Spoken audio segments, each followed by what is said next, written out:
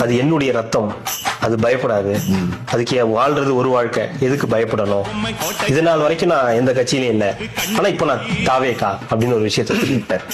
நான் இருக்க மகனே, நான் பார்த்துக்கண்டா அப்பா இருக்கண்டா அப்படின்னு ஒரு வார்த்தை சொல்றது, அது ஒவ்வொரு தொய்வான நேரத்தில் மகனுக்கு அது பெரிய உத்வேகம்.